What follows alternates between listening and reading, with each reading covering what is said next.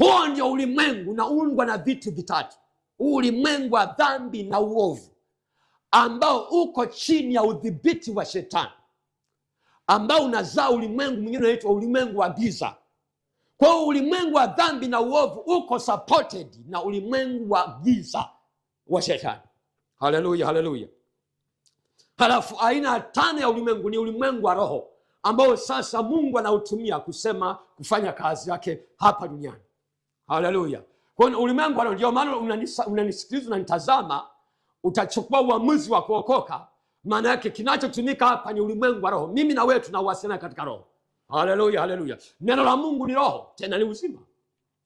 Kwa hiyo tunachojifunza hapo sasa, ulimwengu ambao Yesu alisema tusiufuatishe ni ulimwengu wa dhambi na uovu, unaoongozwa, unaoendeshwa na mambo makubwa matatu. Ndio maana ukisoma Yohana wa kwanza sura ile ya 2 mstari ule wa 15 mpaka 17, Biblia imesema msipende dunia na mambo yaliyomo, maana kila kilichopo duniani, yani tamaa ya macho, tamaa ya mwili na kiburi cha uzima, havitokani na Baba, bali vyatokana na ulimwengu, na ulimwengu unapita na mambo yake yote.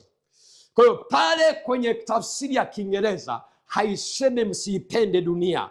Dunia kama dunia, ndugu zangu, haina shida. Dunia kama dunia haina shida, ni ile Mungu alivyoumba ndani ya zile siku 6. Haina shida kabisa. Mungu alikusudia tule mema ya nchi, tufurahie, tuishi maisha ya ushindi hapa duniani. Shida ni ulimwengu, mfumo unaotenda kazi ndani ya ulimwengu, ndani ya dunia hiyo, ambao tumeona ulimwengu wa dhambi na uovu, ulimwengu wa giza. Ndio Yesu anasema tusiufuatishe. Maana yake nini? Usifuate tamaa ya mwili.